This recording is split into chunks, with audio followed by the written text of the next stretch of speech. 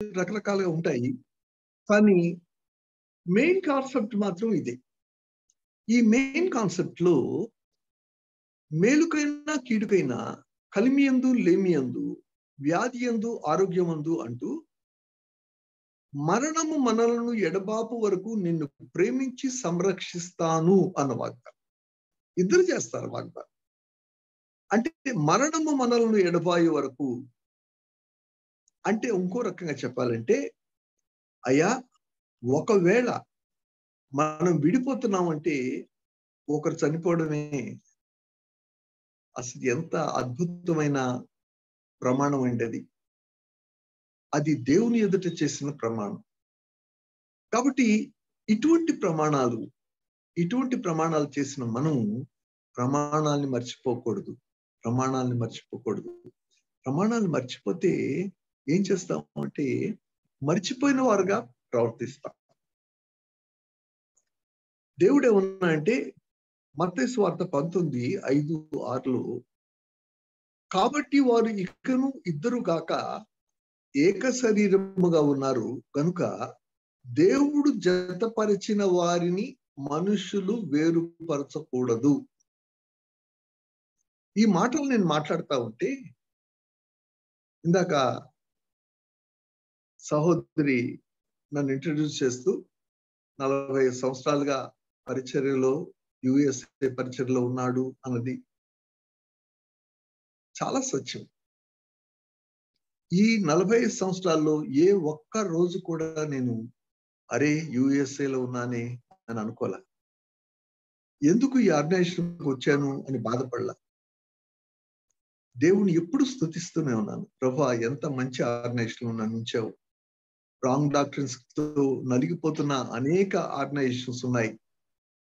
అయితే దేవా నువ్వు నన్ను కృప చూపించి ఆర్గనైజేషన్లో తీసుకొచ్చావు. అందుకు నేను నమ్మకంగా ఉండి సంతోషంగా ఉండి ఈ యొక్క సహవాసాన్ని అనుభవిస్తున్న వ్యక్తి నేను.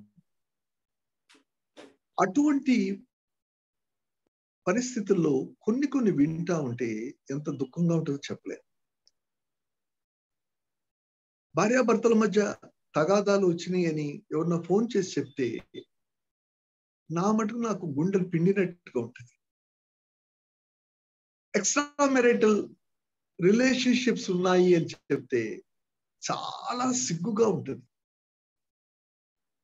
ఎందుకు ఇంత దౌర్భాగ్యానికి వెళ్తున్నారు మన వాళ్ళు? ఇంత టీచింగ్ ఉండి ఇంత రైట్ డాక్టర్స్ లో ఉంటూ మనం ఒకవేళ రాంగ్ గా వెళ్ళినట్టయితే దేవునికి ఎలాగ సమాధానం చెప్పుకోగలం?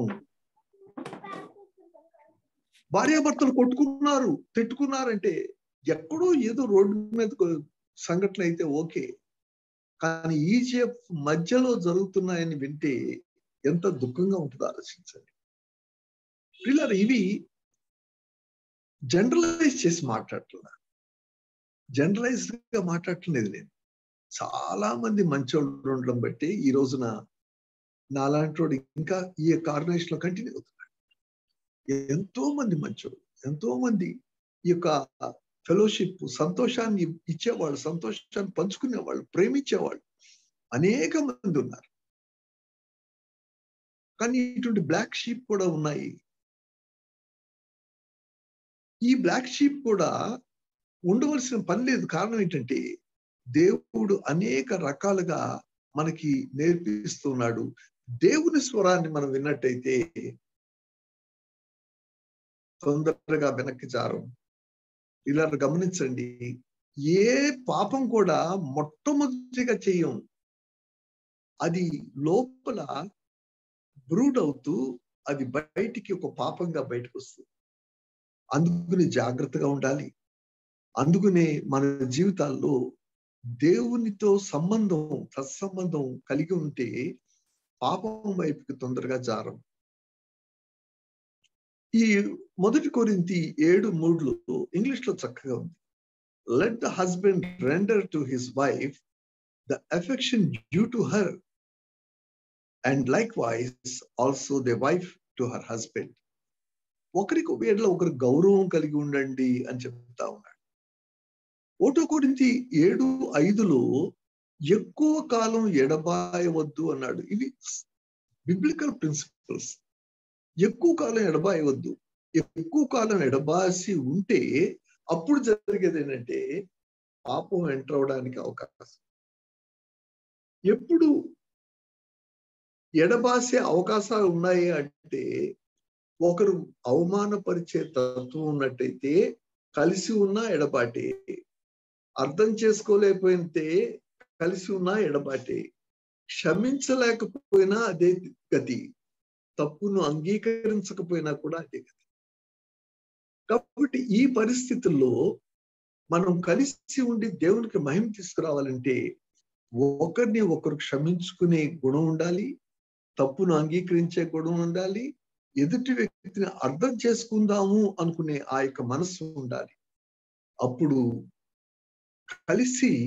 కలిసి మనస్సులు కలిసి దేవుని దగ్గర వెళ్ళడానికి, ఒకరిని ఒకరు ప్రేమించుకోవడానికి అవకాశం. మరియమ్మ యోసేపును గురించి మాట్లాడతాను. బిబ్లికల్ ఎగ్జాంపుల్స్ ఎప్పుడు కూడా మనకు సహాయం చేస్తాయి. మనలో ఉంటున్న రాంగ్ కాన్సెప్ట్స్ ని చాలా వాటిని తీసేయడానికి ప్రయత్నం చేస్తాయి. ఎందుకంటే డిఫరెంట్ సెమినార్స్ లో అడ్రస్ చేస్తా ఉన్నప్పుడు ఈ కాన్సెప్ట్ ఏంటంటే, అంటే ఫర్ ఎగ్జాంపుల్ అది సేవకుడు ఉన్నారనుకోండి, సేవకుడి యొక్క ఆలోచన ఏంటంటే ఉంటున్న సహోదరి ఆయనకి అన్ని రకాలుగా ఫిజికల్ గా తనకి హెల్ప్ చేయాలి అన్నది.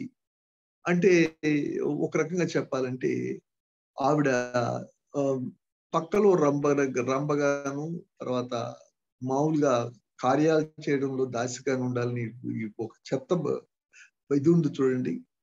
ఆ చెత్తని ఈయన అనుకుంటాడు మనసులో. ఆ రకమైన దౌర్భాగ్యం నుండి బయటకు రావాలి అంటే బైబిల్లో ఉంటున్న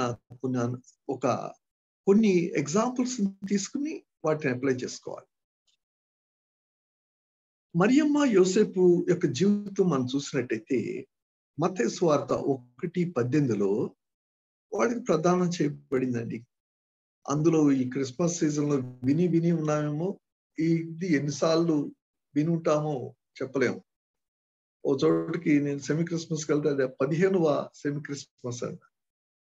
బ్రహ్మాండంగా చేశారు ఈసారి. అసలు ఒకటి కరోనా రావడం బట్టి జూమ్ మీటింగ్స్ విపరీతంగా అయినాయి. దేవునికి వందనాలు. విపరీతంగా మరి ఇటువంటి మీటింగ్స్ పెట్టుకోవడానికి అవకాశం వచ్చింది. అయితే ఆఫ్లైన్ పర్హాప్స్ ఒక నెల ఆఫ్లైన్ లో గోల్డెన్ మీటింగ్స్ పెట్టేశారు. వెళ్ళిపోయి అందరూ కూడా ఆతృతగా ఉన్నారు. వాళ్ళు ఫేసెస్ చూసుకుందామని ఆతృత ఉంది. సుదర్శన్ కూడా అన్నా, మీరు ఒకవేళ వస్తే నాకు సంతోషం అన్నాడు. ఆతృత ఉంది. అయితే మళ్ళీ ఈ యొక్క కోవిడ్ ఏదో ఒక రూపంలో, ఒమిక్రాన్ రూపంలో, ఇంకో దాంట్లో మళ్ళీ పెరుగుతా ఉంది.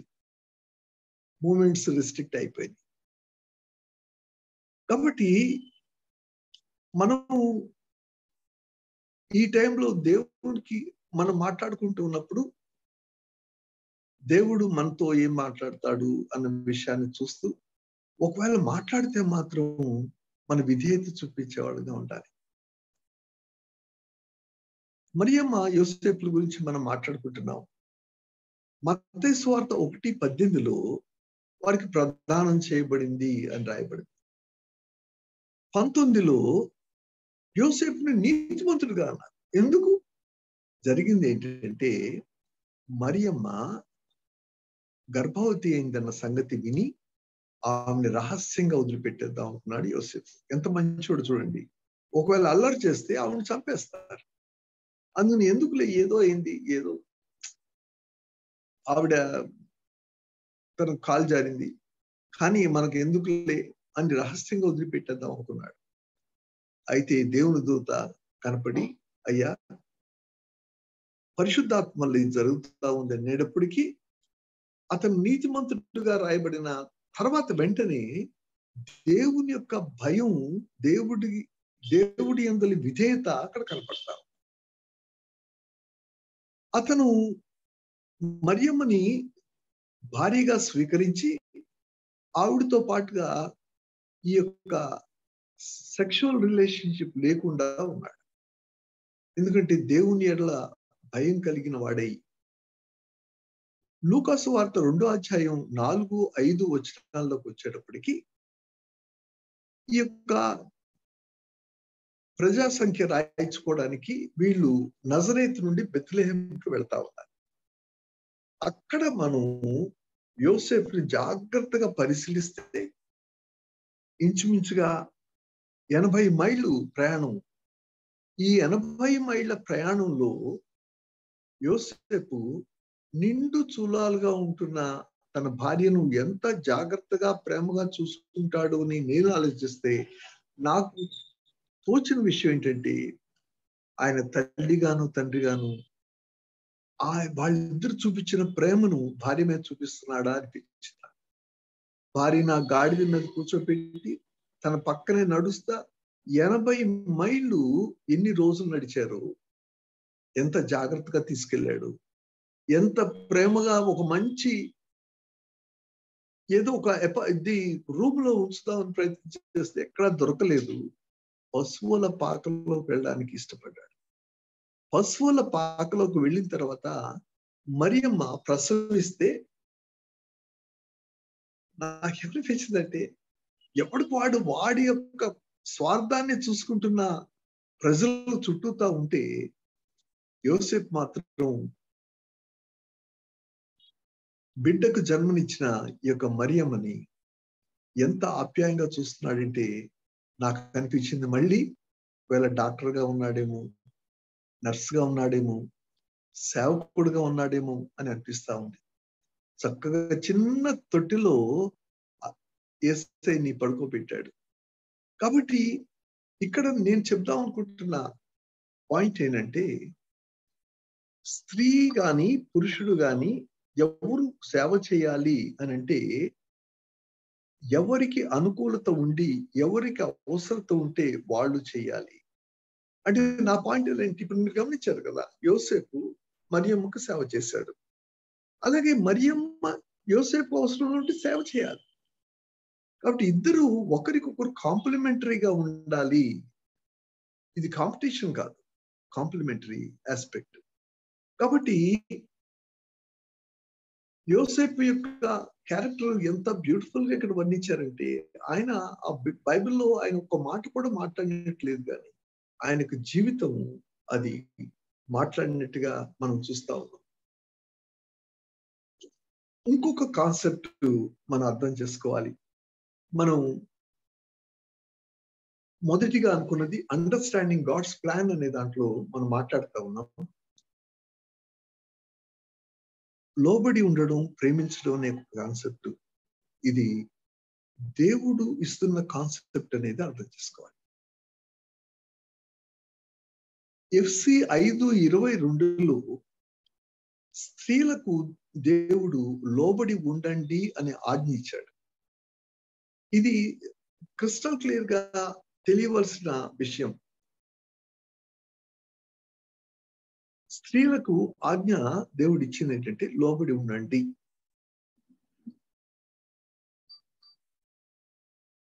దేవుడు ఇంకో క్లారిటీ కూడా ఇచ్చాడు 23లో. క్రీస్తు సంఘమునకు శిరస్సు, భర్త భార్యకు శిరస్సు. 24లో సంఘము క్రీస్తునకు లోబడినట్లుగా భార్యలు భర్తలకు లోబడి ఉండాలి. ఈ 3 వచనాల్లో దేవుడు భార్యలతో మాట్లాడుతూ ఉన్నాడు. భార్యలారా మీ భర్తలకి లోబడి ఉండండి. ఎలాగంటే దేవునికి లోబడి ఉన్నట్టుగా. యేసుప్రభు వారు సంఘానికి శిరస్సు అయినట్టుగా నీ భర్త నీకు శిరస్సు అయి ఉండాలి. సంఘము క్రీస్తులకు లోబడి ఉన్నట్టుగా నీవు నీ యొక్క భర్తకు లోబడి ఉండాలి. ఈ కాన్సెప్ట్ ఎప్పుడైనా సరే బైబిల్లో ఉన్న కాన్సెప్ట్ ని మనం ఎప్పుడు కూడా దాన్ని ఏంటంటే డిబేట్ చేయకూడదు. ఇది ఆజ్ఞ కాదా అంటే ఇది ఆజ్ఞ. దీనిలో చేయొచ్చా చేయకూడదా ఆప్షన్స్ ఉన్నాయంటే లేవు. కాబట్టి ఇక్కడ దీన్ని మనం డెఫినెట్ గా స్త్రీ పురుషునికి లోబడి ఉండాలి అన్నది దేవుని యొక్క ఆజ్ఞ అనేది తీసుకోవాలి. అప్పుడు ఏమవుతుందంటే మన యొక్క యాటిట్యూడ్ లో కొంచెం తేడా వస్తుంది, అంతే కదా. దేవుడు చెప్పాడు కాబట్టి నేను నా భర్తకు లోబడి ఉంటాను, అది ఆ కాన్సెప్ట్ ని మనం గుర్తుంచుకోవాలి. ఆ తర్వాత దేవుడు అక్కడికి ఆపేలా. చాలా మంది ప్రసంగాలు అక్కడికి ఆపేస్తారు, దేవుడు ఆపలా. 25వ వచనంలోకి వెళ్ళేటప్పటికీ దేవుడు ఏమన్నాడంటే, పురుషులారా మీ భార్యలను ప్రేమించండి అన్నాడు. చూసారా, అంటే ఏమవుతుందంటే యేసు ప్రభు వారు యొక్క మాటలు బైబిల్లో దేవుని యొక్క మాటలు, పౌలు భక్తుడు రాసినా సరే ఇది దేవుని యొక్క మాటలు. దేవుడు ఏమంటున్నాడంటే, పురుషులారా మీ భార్యలను ప్రేమించండి. ఎలాగా? మోడల్ ఇచ్చాడు. ఏం మోడల్ అది? క్రీస్తు సంఘమును ప్రేమించి తన ప్రాణం పెట్టినట్టుగా మీరు మీ భార్యలను ప్రేమించాలి. కాబట్టి క్రీస్తు సంఘాన్ని ప్రేమించినట్లుగా మీ భార్యలను ప్రేమించాలంటే క్రీస్తు సంఘం కొరకు ప్రాణం పెట్టాడు. అలా ప్రేమించండి నాయన అని చెప్తా ఉన్నాడు. ప్రియులారా గుర్తుంచుకోండి, భార్యలను ఎలా ప్రేమించాలి అంటే ప్రాణం పెట్టేంతగా ప్రేమించాలి. అక్కడ అంత క్లారిటీతో దేవుడు చెప్తా ఉన్నాడు.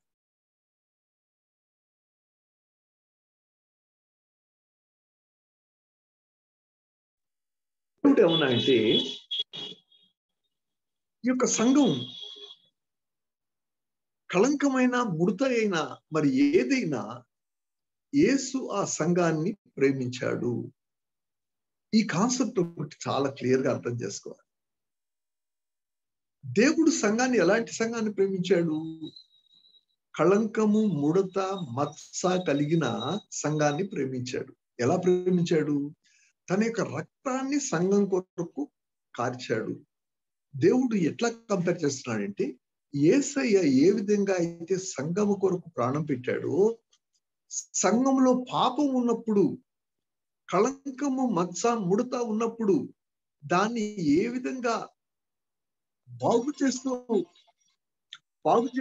ఆయన చెప్పాడు.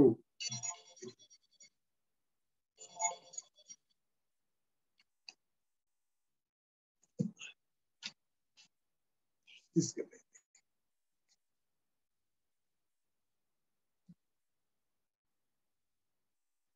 దీన్ని పరిశుద్ధమైనదిగా, నిర్దోషమైనదిగా, మహిమగల సంఘంగా, వాక్యం చేత ఉదక స్నానము చేయించి పరిశుద్ధపరిచి పవిత్రపరచుటకై తను తాను అప్పగించుకొనెను. దేవుడు ఎక్కడ కూడా వీటిని దాచిపెట్టల. అమ్మా నువ్వు నీ భర్తకు లోబడి ఉండు, అయ్యా నీ భార్యను ప్రేమించు. నువ్వు నీ భార్యను ఎలా ప్రేమిస్తావు అన్నది ఆయన సుమారుగా ఇంచుమించుగా 9 వచనాలను స్ప్రెడ్ చేశాడు. నువ్వు ఎలా లోబడి ఉండాలి అనేది 3 వచనాల్లో స్ప్రెడ్ చేశాడు.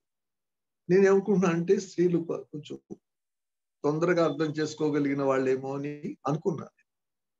పురుషులు అయితే కొంచెం 2-3 సార్లు చెప్పాల్సి వస్తుందని చెప్పాడా అని అనుకున్నాను. ఏది ఏమైనా దేవుడు ఏమైతే చెప్పాడో వాటిని చేయవలసిందే. దేవుడు ఏమన్నాడు? స్త్రీలను తన సొంత శరీరాన్ని ప్రేమిస్తున్నట్టుగా ప్రేమించండి అన్నాడు. సొంత శరీరాన్ని ప్రేమించినట్టుగా ప్రేమించండి. తన భార్యను ప్రేమించేవాడు తను తాను ప్రేమించుకుంటున్నాడు. వీటిని మనం ఒకవేళ వీటిని చేయగలిగితే క్రైస్తవ కుటుంబం ఎంత మంచి కుటుంబంగా ఉంటుందో చూడండి. క్రైస్తవ కుటుంబం ఎంత మంచి కుటుంబంగా ఉంటుందో చూడండి. ఈ మంచి కనపడకపోతే క్రైస్తవుని ఎలా అర్థం చేసుకోగలరు? ఒక అమ్మాయి చెప్తా ఉంది, నా భర్త నన్ను ప్రేమించండి అన్నారు. క్రైస్తవేతరాలు ఏదో మాట్లాడుతూ చెప్పింది, నేను నన్ను బైబిల్లో భర్తని భార్యను ప్రేమించమని భర్తకి చెప్పాడమ్మా. ఆ తర్వాత ఏమనంటే ప్రాణం పెట్టేంతగా ప్రేమించమని చెప్పాడమ్మా. శరీరాన్ని ప్రేమించినట్టుగా ప్రేమించమని చెప్పాడమ్మా. ఆశ్చర్యపోయి చూస్తాం. అయితే అన్నా నేను, అమ్మా స్త్రీలను కూడా లోబడి ఉండాలని చెప్పాడు. ఆ అమ్మాయి కాన్సెప్ట్ లో అమ్మాయి ఉంది, అంకుల్ ప్రాణం పెట్టేంతగా ప్రేమిస్తే లోబడి ఉండడం కష్టమా అన్నది ఆ అమ్మాయి ఆలోచన. ఆ తర్వాత ఏముంది, ఇట్లాగే అంటే ఇవే కానీ బైబిల్లో ఉంటే నేను చర్చ్కి వెళ్తాను అంకుల్. సరే ఏది ఏమైనా ఒక్కటి మాత్రం నిజం, ఈ మోడల్స్ కనపడతా ఉంటే అమ్మాయి కొత్తగా విందు. ఈ మోడల్స్ లోకంలో కనపడతా ఉంటే ప్రజలు ఆశ్చర్యంగా చూడరు. ఎందుకు ఆశ్చర్యంగా చూస్తున్నారంటే ఈ మోడల్స్ కనపడలేదు. దేవుడు ఇంత క్లియర్ గా చెప్తే లోబడి ఉండండి అంటే రెచ్చిపోతున్నారు, ప్రేమించండి అంటే బయట వాళ్ళని ప్రేమిస్తున్నారు, భార్యను ప్రేమించుకుంటారు. మరి బయట వాళ్ళని ప్రేమించడం అనేది ప్రేమ అని ఉపయోగించకూడదు. ఎప్పుడైనా సరే భార్యని దాటి వెళ్ళి అది కల్మషమైనది, దాన్ని ప్రేమ అని ఒకవేళ ఉపయోగించినా సరే కల్మషమైనది. కాబట్టి దేవుడు ఏమన్నాడు, నీ పాన్పు నిష్కల్మషంగా ఉండాలి అని అన్నాడు కదా. అంటే భార్యాభర్తలకు సంబంధించిన పాన్పు అది, దాని మీద నిష్కలంకంగా ఉండడానికి వీల్లేదు. అసలు కొన్నిసార్లు ఈ యొక్క ఎక్స్ట్రా దీని గురించి రాసేటప్పుడు విచిత్రమైనవి రాస్తా ఉంటారు. మరి ఆ సామెతల్లో అంటాడు, నువ్వు నిప్పులు ఒళ్ళో పెట్టుకుంటే కాలకుండా ఉంటాయా అంటాడు. అలాగా అద్భుతమైన విషయాలు మరి బైబిల్లో ఉన్నా సరే మనం దాన్ని పెద్దగా పట్టించుకోని వాళ్ళు ఉన్నారు. అందరినీ అంటే చాలా తప్పు, అందరినీ అంటే చాలా తప్పు. ఇక్కడ వినేవాళ్ళు మీలో చాలా మంది మంచిగా ఉంటున్నారు అని ఆశపడుతున్నారు. ఒకవేళ అక్కడక్కడ మిస్టేక్స్ ఉంటాయి, అక్కడక్కడ కొంచెం తేడాలు ఉంటాయి. తేడాలు ఉండకుండా ఏముండవు. వాటిని సరి చేసుకోవడానికి ఇష్టపడాలి, వాటిని సరి చేసుకోవడానికి ఇష్టపడాలి. ఇక్కడ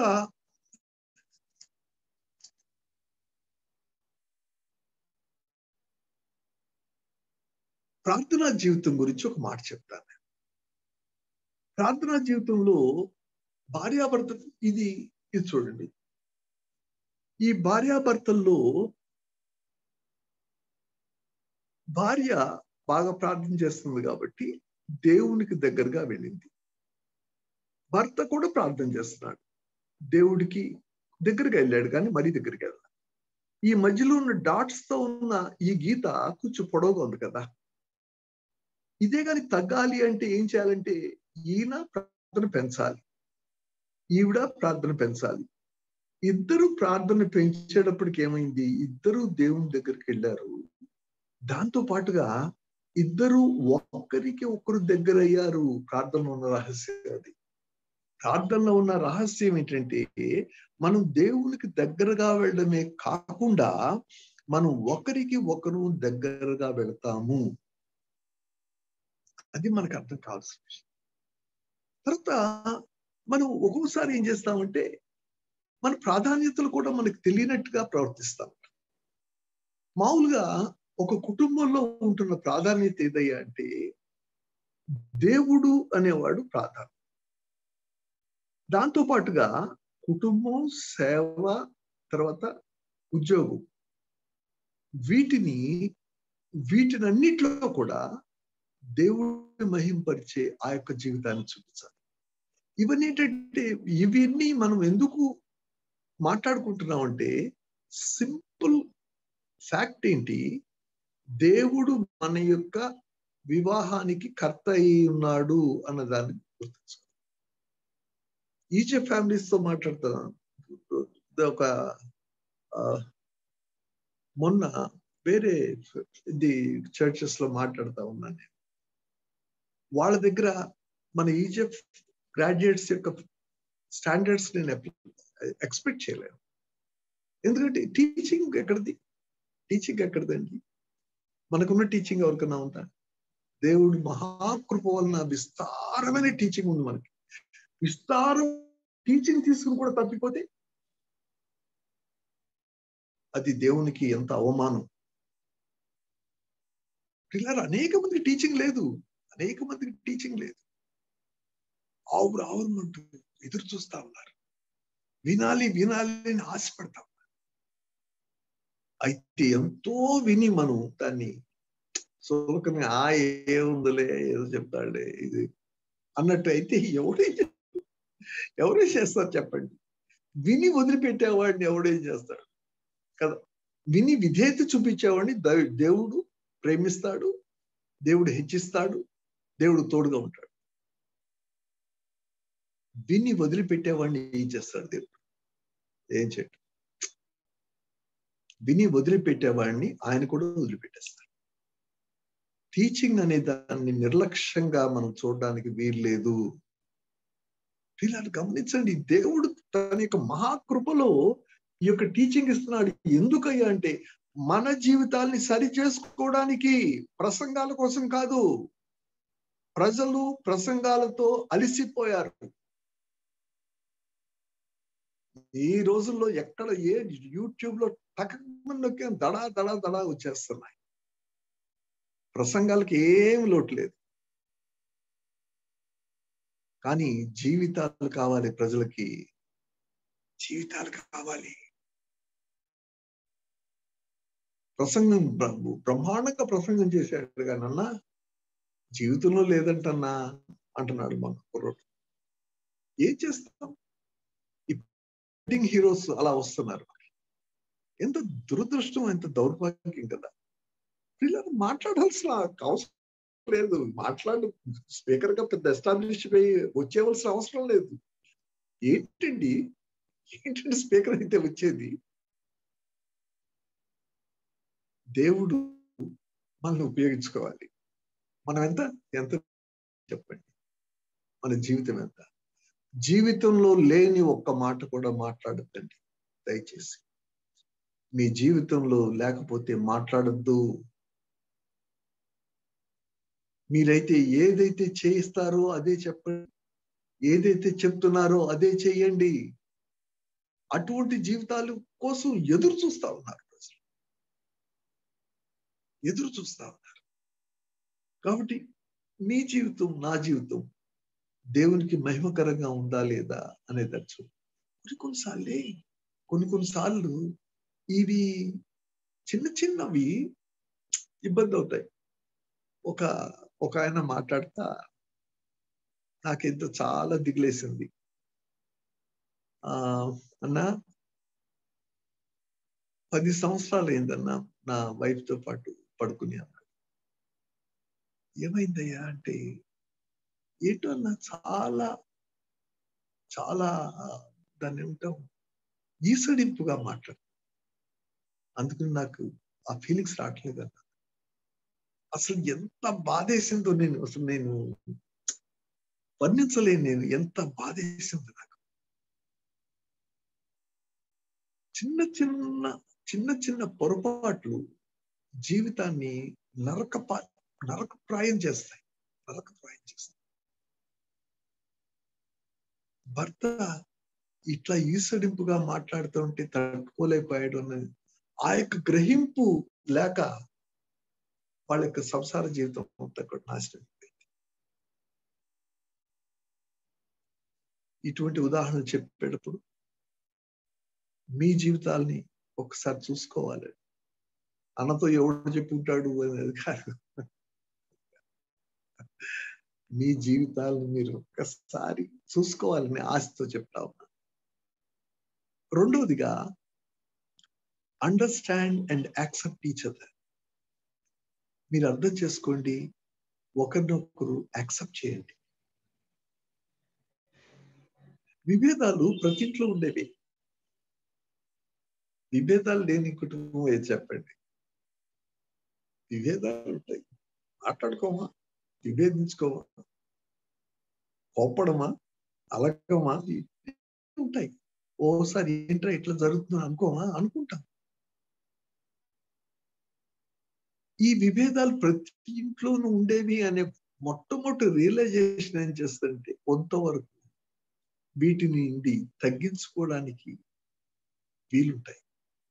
ఓసారి ఎంతసేపు నీ భాగస్వామి ఇలా ఉండాలి అని శ్వాస పడతావు కదా, అలా నువ్వే ఉండొచ్చుగా. నా భాగస్వామి ఇలా ఉండాలి అని అనుకుంటే అలా మనమే ఉండొచ్చు. ఇలా ఎదుటి వాళ్ళ దగ్గర నుండి ఎక్స్పెక్ట్ చేసేది మన జీవితంలో ఉండాలి అని ఆ రియలైజేషన్ కావాలి. ఈ పురుషులకి స్త్రీలకి ఉన్న కొన్ని డిఫరెన్సెస్ చెప్తాను. అంటే ఒకరినొకరు అర్థం చేసుకోవడం అనే కాన్సెప్ట్ లో కొన్ని డిఫరెన్సెస్ చెప్తాను. స్త్రీలు చాలా ఇమోషనల్. మీరు గమనించారా? ఏదన్నా కొంచెం కష్టం వచ్చినా, లేకపోతే కొంత వచ్చినా, లేకపోతే కొద్దిగా స్ట్రెస్ వచ్చినా వాళ్ళు ఫస్ట్ చేసేది ఏంటంటే తొందరగా కన్నీరు విడుస్తారు. ఎందుకంటే వాళ్ళకుంటున్న ఆ యొక్క ఆ యొక్క లక్షణం అది. వాళ్ళకి కోపం, దుఃఖం, సంతోషం తొందరగా వస్తాయి. అయితే మెన్ ఉన్నారే, వాళ్ళు తొందరగా కన్నీరు విడవరు. తొందరగా కోపం కూడా చెప్పమని వచ్చే కోపం అదేంటే ఆఫ్ కోర్స్ పర్సనాలిటీ డిఫరెన్స్ లో వస్తుంది అనుకోండి, కానీ జనరల్ గా రాదు. కాబట్టి వీళ్ళు ఏం చేస్తారంటే విశ్లేషిస్తారు. వాళ్ళ లాజికల్ థింకర్స్. తర్వాత ఉమెన్ లో ఉంటున్న ఒక లక్షణం ఏంటంటే నీడ్ టు బి లవ్డ్. వాళ్ళు ప్రేమించబడాలి అని ఆశపడతారు. పురుషులు నీడ్ టు బి అడ్మైర్డ్. ఇవి తెలుసుకున్నట్టయితే చాలా విషయాల్లో అర్థం చేసుకోవడానికి వీలుంటుంది. భార్య ప్రేమించబడడానికి ఇష్టపడుతుంది అన్న కాన్సెప్ట్ లోపలికి వెళ్ళిపోతే ఆ ప్రేమను చూపించడానికి పురుషుడు ఇష్టపడతాడు. అయితే భర్త కొద్దిగా అడ్మిరేషన్, ప్రశంస, అభినందన ఇటువంటి వాటి కోసం ఎదురు చూస్తుంటాడు, తప్పిస్తుంటాడు అన్న విషయాన్ని భార్య అర్థం చేసుకుంటే పోయిందే ఉందండి. బాగున్నావు అనండి, బాగా మాట్లాడేవనండి, బాగా రాసేవనండి, లేకపోతే నువ్వు ఉంటే నాకు చాలా ఆదరణగా ఉంటుందనండి, నువ్వు సపోర్టివ్గా ఏదో అభినందించండి. పని కట్టుకుని అభినందించమని చెప్పకుండా క్యాజువల్ ఉంటాయి, ఉన్నదాన్ని అభినందించండి. సాధారణంగా ఏదైతే లేదో దాన్ని ఎత్తి చూపడం అనేది ఒకవేళ లక్షణం అయితే ఆ లక్షణం సంతోషాన్ని కలగజేయదని మాత్రం అర్థం చేసుకోవాలి. అందుకని బేసిక్ నీడ్స్ ఆలోచించండి. Women takes everything personally. వాళ్ళు అప్లై చేస్తున్నది పర్సనల్ గా అప్లై చేసుకుంటారు అన్నది ఎప్పుడు కూడా మనం జాగ్రత్తగా గమనించాలి. ఎందుకంటే ఒకవేళ ఏదన్నా కారణాన మనం ఏదన్నా ఒకటి అంటే తక్కువని వాళ్ళకి అప్లై చేసుకుంటారు. మనకి చాలా షాకింగ్ గా ఉంటుంది. ఈ విషయంలో పురుషులు చాలా జాగ్రత్తగా ఉంటారు. ఒకవేళ ఎవరో పక్కింటి వాళ్ళు చికెన్ కర్రీ వండితే అబ్బా ఏం వండింది బ్రహ్మాండంగా ఉందని పొగుడుతున్నాం అనుకో, తక్కువ పర్సనల్ గా అప్లై చేసుకుంటారు. అయితే నేను వండటం లేదా అని వాళ్ళ లక్షణం, అది బేసిక్ లక్షణం. అందరికీ ఉండదు అంటే జనరల్ గా ఉంటుంది. కాబట్టి పర్సనల్ గా అప్లై చేసుకుంటారు నాయన అని కొద్ది గుర్తుంటే విభేదాలు కొంచెం తగ్గుతాయి. వీడు మెన్ లెస్ సెన్సిటివ్, పెద్ద పట్టించుకోరు జనరల్ గా. లేదండి మా ఆయన తెగ పట్టించుకుంటా అంటే నేనేం చేయలేదు, అది ఎక్సెప్షన్. ఇంకొక లక్షణం గుర్తుంచుకోవాల్సింది ఏంటంటే, అంటే ఇవి విభేదాలు తగ్గడం కోసం చెప్తున్నా. ఎప్పుడైతే వాళ్ళ యొక్క లక్షణాలు మనకు అర్థమవుతాయో విభేదాలు తగ్గడం కోసం అది తాపత్రయపడతాం. Won't easily forget. ఇది మాత్రం పురుషులు ఖచ్చితంగా తెలుసుకుని జాగ్రత్తగా ఉండాల్సిన విషయం. ఒకవేళ ఏదో ఇమోషన్లో, ఏదో తొందరపాటులో ఏదో అన్నారనుకోండి, స్త్రీలకు ఉన్న గొప్ప అడ్వాంటేజ్ అనండి లేకపోతే గిఫ్ట్ అనండి, అది రికార్డ్ అయిపోతుంది. రికార్డ్ అయిపోయి నేను అనుకుంటున్నాను ఒక మంచి లైబ్రరీలో పెడతాను. 10 ఏళ్ల తర్వాత ఒకవేళ ఏదన్నా ఇన్సిడెంట్ లో మళ్ళీ అదే రిపీట్ అయితే వెంటనే మరి కంప్యూటర్ సిస్టమ్ ఎప్పుడు వచ్చింది, 30 ఏళ్ల క్రితం అన్నా సరే టకామన్ నుంచి అక్కడ పడుతుంది టేబుల్ మీద. నిన్న జరిగినట్టుగా ప్రతి విషయం కూడా చక్కగా చెప్పగలరు. మనకి మర్చిపోతా ఉంటుంది. ఇదేంట్రా బాబు, ఇప్పుడన్నా నాయన జుట్టు పీక్కుంటా ఉంటాం, కానీ వచ్చేస్తా ఉంటుంది, మనకు కూడా గుర్తొచ్చేస్తా ఉంటుంది. కాబట్టి వాళ్ళు మర్చిపోరు అన్న విషయం మనకు గుర్తుంటే మనం కూడా మాట్లాడేటప్పుడు జాగ్రత్తగా మాట్లాడతాం. అంటే జాగ్రత్త భయపడి మాట్లాడాలని కాదు నా ఉద్దేశం, కరెక్ట్ గా మాట్లాడాలని. ఎందుకు వచ్చాము ఇప్పుడు అనవసరంగా మాట్లాడితే చిక్కులు వస్తాయి, కరెక్ట్ గా మాట్లాడితే ఏ గొడవ లేదు. కరెక్ట్ గా మాట్లాడితే అది రికార్డ్స్ లోకి వెళ్ళినా కూడా అది మీకు ప్రశంసగానే మళ్ళీ వెనక్కి వస్తుంది. ఈ పురుషులకు ఉన్న దేవుడిచ్చిన గొప్ప గిఫ్ట్ ఏంటంటే మర్చిపోవడం. హాయిగా మర్చిపోతున్నారు అని, మర్చిపోతే పడినోడు ఎట్లా మర్చిపోతాడని స్త్రీలు అంటారు. ఏదైనా ఆ విషయంలో కొంచెం జాగ్రత్తగానే ఉండాలి. తర్వాత ఇంకొక గుణం ఏంటంటే వాళ్ళు చాలా డిస్క్రిప్షన్ ఇస్తారు. డిస్క్రిప్షన్ ఇవ్వకపోతే వాళ్ళకి మనసు ఊరుకోదు, ఎందుకంటే వాళ్ళ లక్షణం అది. పురుషులు తక్కువ డిస్క్రిప్షన్ ఇస్తారు అనేది కూడా స్త్రీలకు అర్థం కావాలి. పెళ్లికెళ్ళి వచ్చారనుకోండి, ఎలా ఉంది అని భర్త అడిగితే చాలు, అడగకపోయినా సరే అక్కడ పెళ్లి కూతురు ఎత్తు, పెళ్లి కూతురు వేసుకున్న చీర, నగలు, ఆ యొక్క వచ్చిన బంధువులు ఏమేమి నగలు వేసుకున్నారు, తర్వాత భోజనంలో ఏమేమి పెట్టారు, స్వీట్లు ఎన్ని రకాలు పెట్టారు, ఎంత ఫాస్ట్ గా వడ్డించారు, తర్వాత ఎటువంటి విస్తరలో వేశారు, ఈ డిస్క్రిప్షన్ అంతా కూడా అసలు కళ్ళకి కట్టినట్టుగా చెప్పడం అనేది అసలు స్త్రీలకి ఉంటున్న దేవుడిచ్చిన గిఫ్ట్. అయితే ఒకవేళ పురుషుడే వెళ్ళి వచ్చాడు అనుకోండి పెళ్లికి, ఎలా జరిగిందంటే బాగానే జరిగిందంటాడు.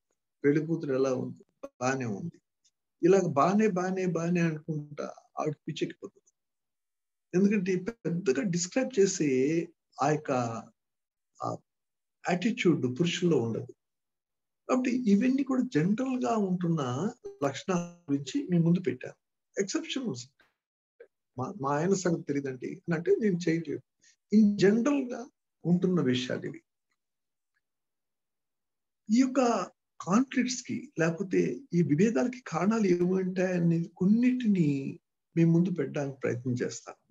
అప్పుడు మీరు భార్యాభర్తలు ఒకవేళ పక్క పక్కన కూర్చుంటే దయచేసి మీరు జాగ్రత్తగా వినండి. ఎందుకంటే అల్టిమేట్ గా సెట్ అవ్వాల్సింది మీరే.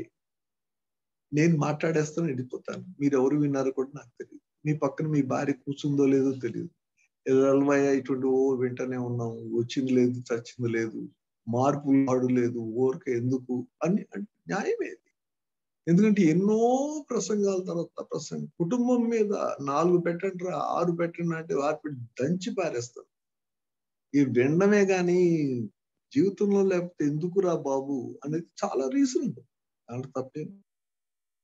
అందుకని ఒకవేళ మీరిద్దరు పక్క పక్కన కూర్చుంటే ఇది ఆలోచించండి. లేదు మీ భార్య ఇదే కారణాన ఆవిడ దూరంగా ఉంటే కూడా మీరు ఆలోచించండి, లేకపోతే మీ భర్త దూరంగా ఉన్నా మీరు ఆలోచించండి. ఈ యొక్క విభేదాలకి కారణాల్లో మొట్టమొదటిది దేవునితో సరైన సంబంధం లేకపోవడం. దేవునితో సరైన సంబంధం, మన క్వైట్ టైం కానీ బైబిల్ చదవడం కానీ ప్రార్థన కానీ లేకపోతే ఏం జరుగుతుందంటే భార్యాభర్తల మధ్య విభేదాలకి కారణం అవుతుంది. వ్యక్తిగత ప్రార్థన చేసుకుంటున్నావా, కుటుంబ ప్రార్థన చేస్తున్నావా, అవి భార్యాభర్తల్ని కలిసి ఉండేలా చేస్తాయి.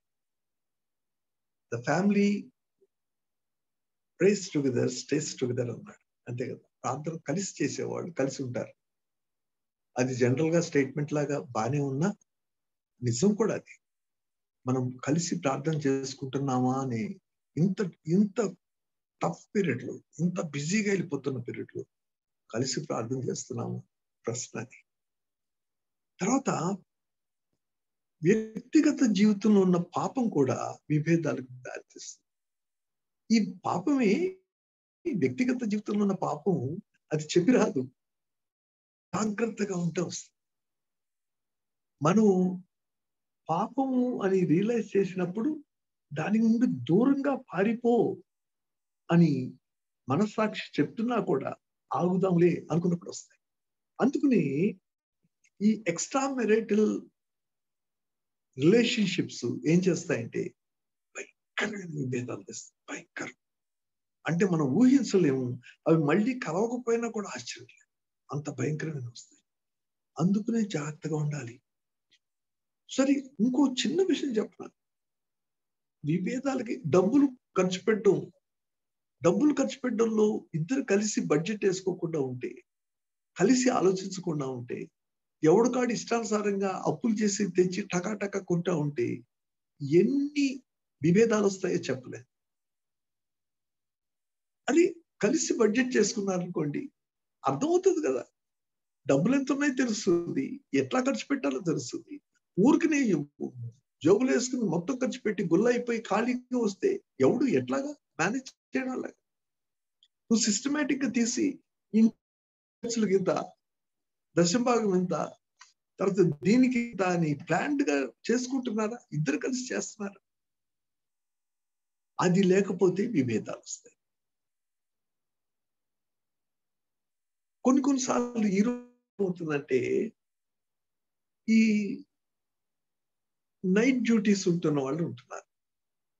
నైట్ వాళ్ళ యొక్క ఉద్యోగం అంతా నైటే. అయితే నైట్ అంతా ఉద్యోగంలో కూర్చుంటే ఇంకా బాధ్యత ఉండేది ఏంటి? అయితే మనకుంటున్న సెలవులు భార్యకు భర్తకు, ఈ స్థితిలో ఉన్నవాళ్ళు సెలవులు నా భాగస్వామికి అని కేటాయించారు. ఎందుకంటే ఉద్యోగం మానమని చెప్పలేము, ఇన్కన్వీనియన్స్ పొజిషన్ ఉండొచ్చు, కానీ డబ్బులు చాలవు. అటువంటి పరిస్థితుల్లో నా సెలవు నా భాగస్వామికి, మేమిద్దరం కలిసి ఉంటాం, కలిసి ఆలోచిస్తాం, కలిసి చేసుకుంటాం. ఈ రకమైన ఆలోచనలు ఏం చేస్తాయంటే విభేదాలని తగ్గించడానికి ఉపయోగపడతాయి. తర్వాత అహం అనేది ఒక భయంకరమైన విషయం. ఈ అహంకారం అనేది ఏం చేస్తుంటే మనల్ని ఏదైనా చిన్న హర్ట్ ఫీలింగ్ వచ్చింది అనుకోండి, ఈ హర్ట్ ఫీలింగ్ తో ఏం చేస్తారంటే అది ఇప్పుడు నన్ను ఇంత మాట్లాడుతా, నన్ను కదా, నన్ను అవమానపరుస్తుందా, నేను క్షమించలేను. యేసు ప్రభువు వారు మనల్ని ఏ స్థితిలో క్షమించాడు? పాపులు అయినా మనల్ని క్షమించాడు కదండి. మనం ఏమైనా పుణ్యాత్ములమా, పరిశుద్ధులమా? మనం పాపంలో ఉండగా మన కోసం దేవుడు చనిపోయాడు కదా. ఏముందండి, ఏదో మాట అనుకుంటారు, దానికి కొంపలు మునిగిపోయింది ఏమో చెప్పండి. ఒకవేళ తప్పే జరిగింది, ఓకే, క్షమించలేరా? క్షమించండి సార్, క్షమించండి అమ్మా. క్షమించడం అనేది అది దేవుని యొక్క లక్షణం. యేసు ప్రభువారు శిలువ మీద మరణిస్తూ వీడు ఏం చేస్తున్నారో వీడికి తెలియదు కాబట్టి వీళ్ళు క్షమించి తండ్రి ప్రార్థన చేశాడు. భయంకరంగా కొరడాలతో కొడతా ఉంటే, భయంకరంగా గుద్దుతా ఉంటూ ఊగుతా ఉంటే ఆయన క్షమించమని ప్రార్థన చేశాడు. ఆయన ఏమన్నాడంటే, నువ్వు క్షమించకపోతే నీ తండ్రి నీ పాపాలను క్షమించడం చాలా కరాఖండిగా చెప్పాడు. మరి క్షమించడం అనేది మా కష్టం అండి, మా ఇంట ఉండలేదు క్షమించమని. దేవుని వాక్యానికి వ్యతిరేకం, దేవుని యొక్క వాక్యానికి వ్యతిరేకం. దేవుడు అంటున్నాడు క్షమించు, దేర్ ఇస్ నో ఆప్షన్. అది నువ్వు క్షమించాల్సిందే. నువ్వు క్షమించకపోతే నీ యొక్క పాపాన్ని దేవుడు క్షమించడు. చాలా ప్రమాదకరమైన స్టేట్మెంట్. అందుకుని ప్రభువా నేను క్షమించేలాగా నాకు సహాయం చెయ్యి అని అనుకోవాలి. సంభాషణ రఫ్ గా రఫ్ గా మాట్లాడుతూ ఉంటారు. ఆ రఫ్నెస్ ని తగ్గించండి. ప్రేమ లేకుండా మాట్లాడడం ఎందుకండి? ఎందుకు అవసరం ఉంది? నీవు నీ భార్యతో మాట్లాడుతున్నావు, నీవు నీ భర్తతో మాట్లాడుతున్నావు, ప్రేమగా మాట్లాడండి. ఎవరితోనూ ప్రేమగా మాట్లాడాను, అబ్బో సాఫ్ట్ గా ఉన్నాను, నన్ను ఎంతో మంచిగా అనుకుంటున్నాను, ఎవడికి? కనీసం భార్యాభర్తల మధ్య లేకపోతే నువ్వు బయట ఎంత మంచిగా ఉన్నా కూడా ఉపయోగం ఏముంది? నీ భార్య నువ్వు ప్రేమించలేకపోతే ఎలా? నీ భర్త నువ్వు ప్రేమించలేకపోతే ఎలా? You have to accept. దేవుడు మనల్ని భార్యాభర్తలుగా చేసినప్పుడు ఆయన ఆయన యొక్క చిత్తానుసారంగా చేశాడు అన్న విషయాన్ని మనం గుర్తుంచుకున్నప్పుడు మనం చేసే ప్రతి ఒక్కటి కూడా దేవునికి రిఫ్లెక్ట్ అవుతుంది. నువ్వు ఒకవేళ నీ భార్యను అవమానపరిస్తే దేవుని అవమానపరిచినట్టు, నీ భర్తని నువ్వు అవమానపరిస్తే నువ్వు దేవుని అవమానపరిచినట్టు. కారణం ఆయన నీకు ఇన్స్ట్రుమెంట్లుగా ఉండి ఆయన నీ వివాహం చేశాడు. ఆయనకి లెక్క చెప్పుకోవాలి నువ్వు. అందుకుని యాక్సెప్టింగ్ అనేది పెద్ద విశేషంగా నువ్వేం తీసుకోకర్లేదు. You have to accept. You have to. There is no other go. పిల్లలు గమనించండి, దేవుణ్ణి నమ్ముకున్న బిడ్డలుగా ఉన్నట్టయితే, యేసు ప్రభువారిని స్వరక్షకుడుగా నమ్ముకున్నట్టయితే, ఆయన యొక్క క్షమాపణ అందుకున్నట్టయితే ఉచితంగా పొందారు, ఉచితంగా ఇవ్వండి. అది కాన్సెప్ట్. కాబట్టి మీరు ఎలాగుంటున్నారు, ఎలాగా మీ జీవితాన్ని చూస్తున్నారు అనే విషయాన్ని గమనించాలి. ఓసారి చిన్న చిన్న ట్రివియల్ మ్యాటర్స్, అత్తామామల గురించిన హడావడి. అయ్యా ఒక మాట చెప్పనా? దేవుడు పేరెంట్స్ ని సన్మానించమన్నాడు. తల్లిదండ్రులు సన్మానించి అప్పుడు నువ్వు దీర్ఘాయుష్మంతుడు అవుతావు. అంటే పురుషుడి యొక్క తల్లిదండ్రులు మాత్రమేనా? కాదుగా, స్త్రీ యొక్క తల్లిదండ్రులు కూడా సన్మానించారు కదా. కాబట్టి అత్తమామ అనేది, స్త్రీ యొక్క అత్తమామ అయితే నీ తండ్రి తల్లి అవుతారు. పురుషుడు యొక్క అత్తమామ అయితే ఆవిడ తల్లి తండ్రి అవుతారు. వాళ్ళని సన్మానించండి, సన్మానించండి, ప్రేమగా చూడండి. ప్రేమగా చూస్తే ఏమవుతాయంటే చాలా చాలా విభేదాలు, నీ వాళ్ళు నా వాళ్ళు అనుకుంటే ఏమవుతుందండి? చాలా విభేదాలు అవి కంట్రోల్ అవుతాయి.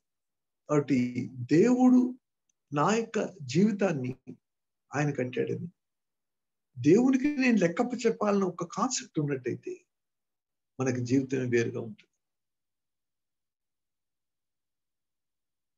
మనం ఈ యొక్క విభేదాలు మన జీవితంలో ఉంటాయి, ఈ యొక్క కష్టాలు లేకపోతే కొన్ని సమస్యలు ఉంటాయి అన్నది యాక్సెప్ట్ చేయాలి. యోసేపు దేవునితో చెప్పినప్పుడు ఆయన మరియమ్మని యాక్సెప్ట్ చేయడంలో ఆయన ఏంటంటే, ఇది నిందను మోసే కార్యమైనా సరే దేవుడు ఉన్నాడు కాబట్టి యాక్సెప్ట్ చేస్తాను. ఎప్రిషియేట్ చేయడం. మనోహ భార్య, దేవుడు మనల్ని చంపడు అన్నాడు. మనోహ అన్నాడు, అది చంపేస్తాడు బాబు, మేము చూసామన్నా నాయన తల కొట్టుకున్నాడు. అరే బాబు ఆగు ఆగు, ఆయనే కానీ చంపుదా ఉంటే ఇవన్నీ చూపిస్తాడు.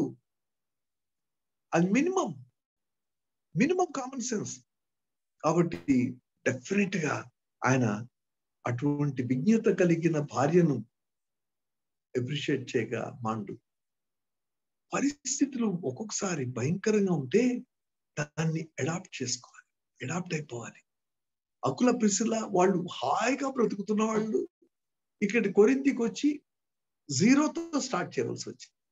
అయితే వాళ్ళకు వచ్చిన ఈ యొక్క డేరాలు కుట్టడం అనే దాన్ని స్టార్ట్ చేసి,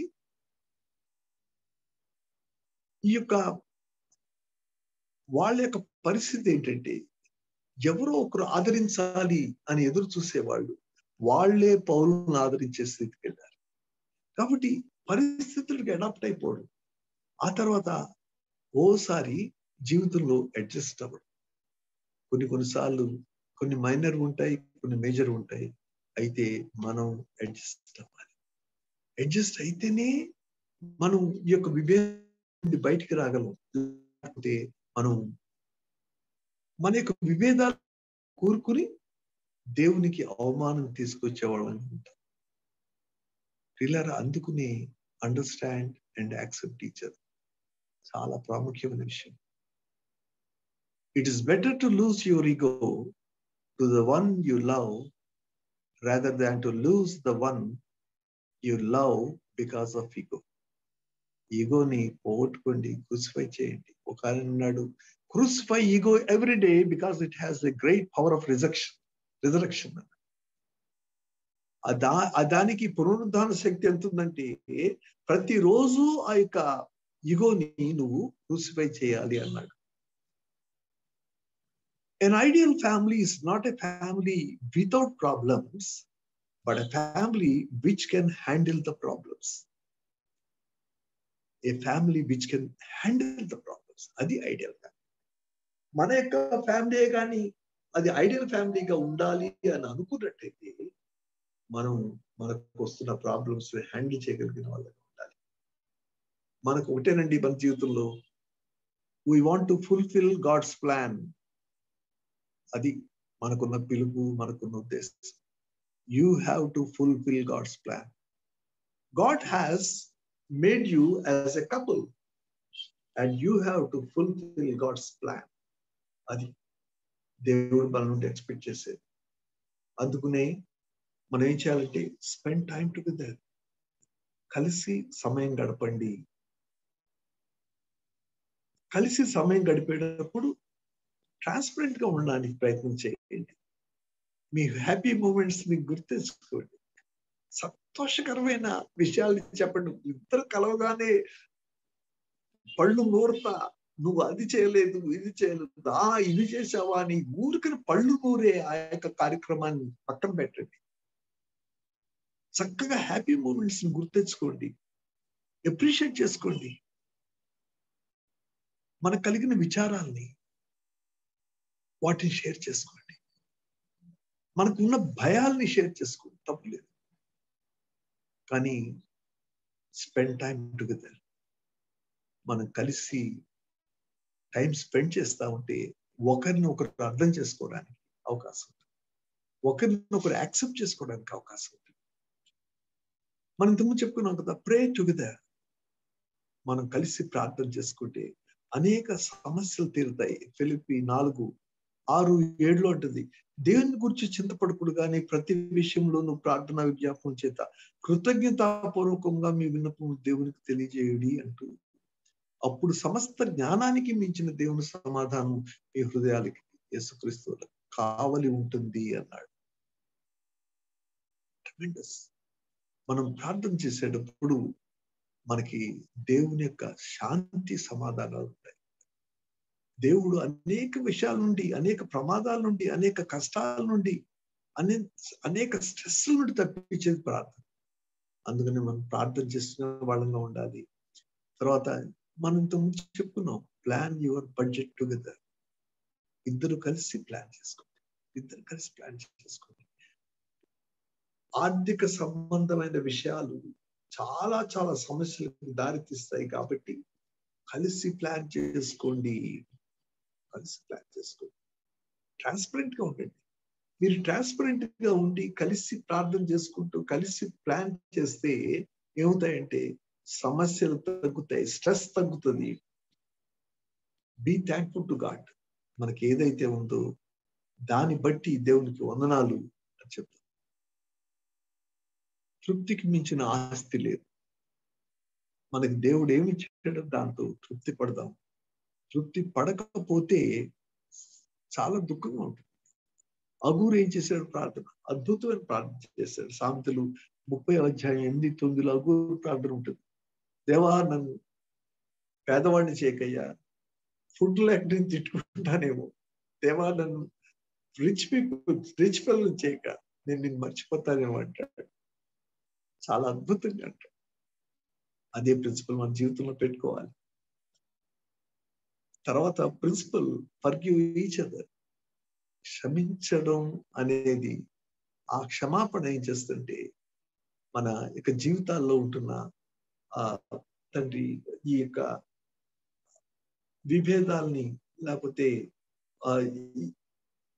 మిస్అండర్స్టాండింగ్స్ ని తీసేయడానికి ఈ క్షమాపణ అనేది ఉపయోగపడుతుంది. ఆఖరిగా బీ హోలీ, పరిశుద్ధంగా ఉండండి. చెడ్డ తలంపులకు తావివ్వకండి. చెడ్డ ఆలోచనల్ని ఎంటర్టైన్ చేయకండి. దుష్టుడు ఎవరిని మృంగుదునా అని ఎదురు చూస్తున్నాడు అన్నారే, ముఖ్యంగా మనల్ని టార్గెట్ చేస్తున్నాడు. జాగ్రత్తగా ఉండండి. మిమ్మల్ని నమ్మి అనేక మంది వస్తారు. ప్రియులారా, నమ్మడం అనేది నమ్మగలిగిన ప్రజలు కనపడలేదు. అందుకని మన ఈజిప్ట్ వాళ్ళు నమ్ముతారండి. మీకు ఈ మధ్యకాలంలో చూస్తున్నారా, అమ్మాయిల్ని ఈజిప్ట్ లో ఎవడన్నా ఉన్నాడని ఎతుకుతున్నారు. ఎందుకంటే వాడు తన్నడు, వాడు ప్రార్థన చేసుకుంటాడు, వాడు మంచిగా ఉంటాడు, భార్యను ప్రేమిస్తాడు. ఇవి కాన్సెప్ట్స్ జనాలకు అర్థమవుతాం. అందుకని కుర్రోళ్ళు కూడా మనకి తుపాకీ గుండుకు దొరకకుండా ఎగిరిపోతున్నారు. ఏది ఏమైనా దేవునికి నమ్మకస్తులు కావాలి. తుపాకీ గుండుకు ఎగిరిపోయేవాడు ఎక్కడి నుండి ఎటన్నా ఎగిరిపోతాడు, మనకు తెలియదు. దేవుడికి నమ్మకస్తులు కావాలి. అందుకనే పరిశుద్ధంగా ఉండడం అనేది మన రక్తంలో ఉండాలి అనే దాన్ని ఏది మళ్ళీ కాంట్రవర్సీ తీసుకురావద్దు. ఈజిప్ట్ చేసుకోవాలనేది అది అర్థం లేదు. ప్రభువుని నమ్మిన వాడిని చేసుకోవాలి. అది గుర్తుంచుకోండి. ప్రభువుని నమ్మిన వాడిని చేసుకోవాలి. కానీ హిడెన్ ఎజెండాస్ తో అనేక రకాలుగా అట్రాక్షన్స్ తో వెళ్ళేవాళ్ళు ప్రమాదంలో ఉంటారు. అది మనకందరికి తెలిసిన విషయం. కాబట్టి జాగ్రత్తగా ఉండండి. చక్కగా మీ కుటుంబాన్ని దేవునికి మహిమార్థమై ఉండేలా చూడండి. మీ కుటుంబాన్ని చూసి అందరూ సంతోషపడేలా చేయండి. Let people feel happy about your family. మీ ఫ్యామిలీని చూస్తే జనాలు హ్యాపీగా ఫీల్ అయ్యారు. అరే, వీళ్ళ కుటుంబం చూడరా అని అనుకునేట్టు చూడండి. వాళ్ళలాగా మేము ఉండాలి అని అనుకునేట్టు చూడండి.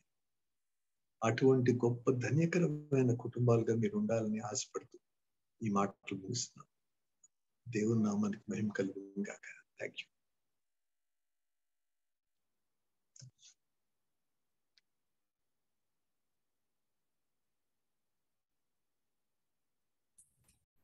థ్యాంక్ యూ అన్నా.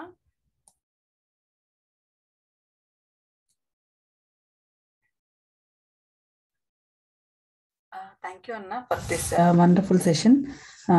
అన్న చక్కగా అర్థం చేసుకునే విషయంలో ఎక్కడ డిఫరెన్సెస్ ఉంటాయి, ఎలా యాక్సెప్ట్ చేసుకోవాలి, వాటి గురించి, వాటికి మనం యాక్సెప్ట్ చేయకుండా ఉండడానికి మధ్యలో ఉన్న కారణాలు ఏంటి, కొన్ని ఎగ్జాంపుల్స్ అన్న లైవ్గా ఎక్స్ప్లెయిన్ చేశారు. థ్యాంక్ యూ సో మచ్ అన్న. ఇన్ కేస్ ఎవరికైనా క్వశ్చన్స్ ఉంటే మేబీ కొన్ని క్వశ్చన్స్ ఏమైనా తీసుకురావాల్సింది రిక్వెస్ట్ చేస్తా ఉన్నాను. ఏమైనా ప్రాక్టికల్గా ఇంకొన్ని క్వశ్చన్స్ ఎవరికైనా ఉంటే వీ కెన్ రేస్. మీరు చాట్లో పెట్టచ్చు, ఆర్ మీరు అన్మ్యూట్ చేసుకుని అడిగినా ఓకే. బట్ చాట్ అయితే గుడ్ అవుతుంది, ఎందుకంటే డిస్టర్బెన్సెస్ రాకుండా ఉంటుంది. మన మధ్యలో అన్నతో పాటు ఇంకొంచెం పెద్దవాళ్ళు కూడా ఉన్నారు, ఫ్యామిలీ ఎల్డర్స్. సో ఎవరైనా if anyone has any question please feel free to ask. Time will be given for 5 minutes.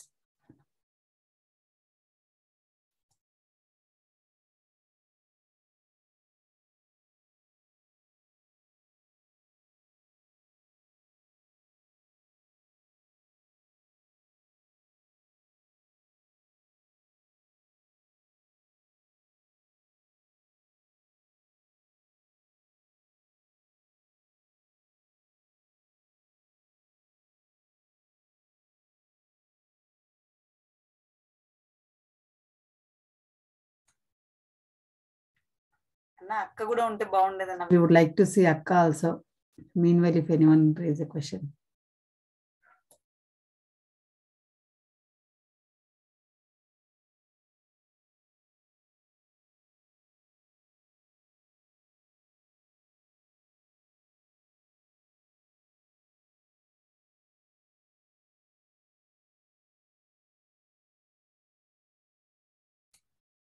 Bharat raise చేశారు. పడుకుందన్న. ఓకే ఓకే అన్న. ఒకరు హ్యాండ్ రేజ్ చేశారు, మీరు క్వశ్చన్ అడగచ్చు. అడగచ్చమ్మా, వాళ్ళు ప్రశ్న అడిగితే మనం జవాబు.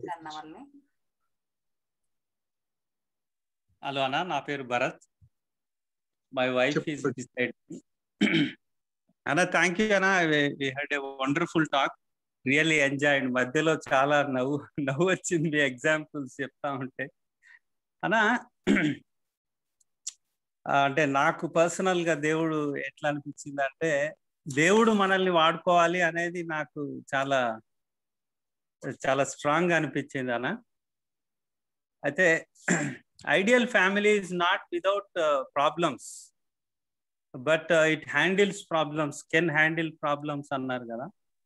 సో ఈ కాంటెక్స్ట్ లో అంటే ఈ మెచ్యూరిటీ లెవెల్స్ చాలా తేడా ఉన్నప్పుడు, అంటే ప్రాక్టికల్ గా ఎట్లా ముందుకెళ్ళాలి అనే విషయం, కొన్ని విషయాలు చెప్తారా?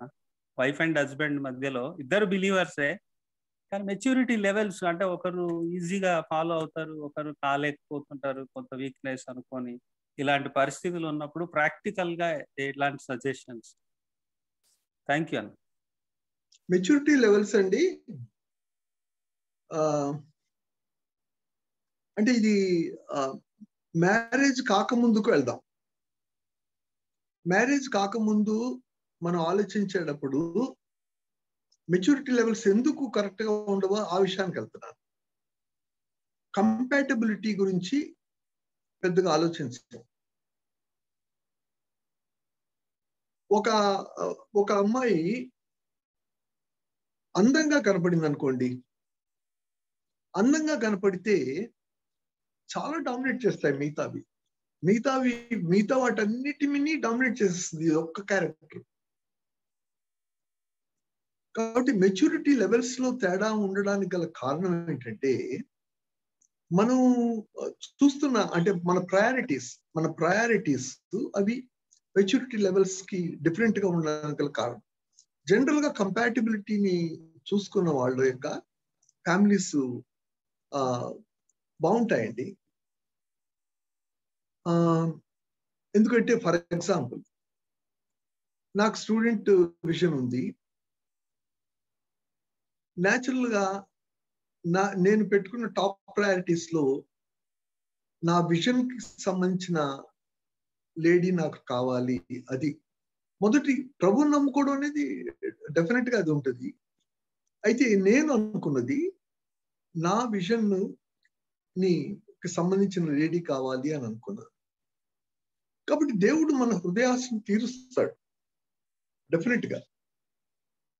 ఎప్పుడు ఆయన్ని హెచ్చిద్దాము అని అనుకుంటున్నప్పుడు, కాబట్టి హెచ్చిద్దాము అని అనుకుంటున్నప్పుడు మనకి దేవుడు ఇస్తాడు.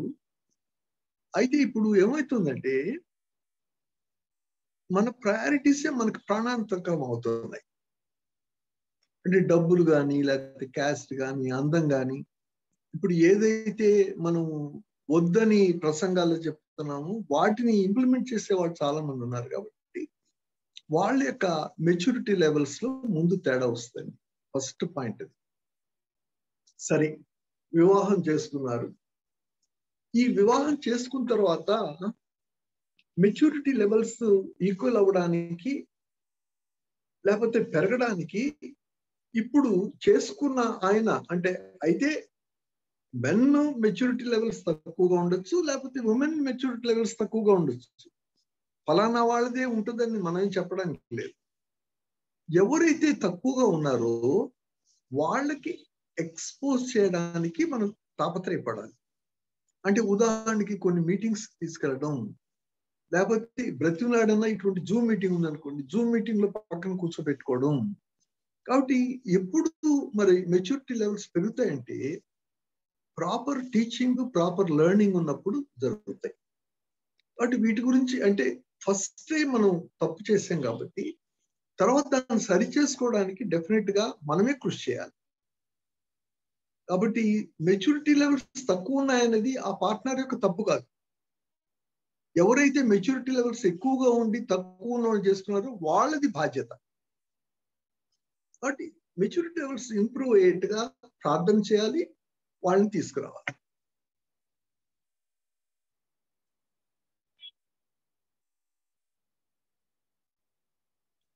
ఇంకెవరన్నా అడుగుతారా? థ్యాంక్ యూ అన్న. వన్ మోర్ క్వశ్చన్ అని ఇంకొకరు హ్యాండ్ రైస్ చేశారు. కావ్య అన్మ్యూటింగ్ యూ అక్క. అన్న నేను మధు అన్న. చెప్పు బాబు. 2014లో మ్యారేజ్ అయిన 10 days కి మేము అదే అక్క మీరు మెదక్లో కాన్ఫరెన్స్ తీసుకున్నారు అప్పుడు అటెండ్ అయ్యాం. అప్పుడు నేను ఒక డౌట్ అడిగా మిమ్మల్ని, ఏంటి అన్న గొడవలు ఎట్లా వస్తాయి అన్న హస్బెండ్ అండ్ వైఫ్ అని. మీరు చెప్పారు బాబు 2-3 సంవత్సరాల తర్వాత అర్థమైంది బాబు అని చెప్పారు. ఇప్పుడు అన్న గొడవలు అసలు మాట్లాడినా వస్తాయి, మాట్లాడకపోయినా వస్తాయి.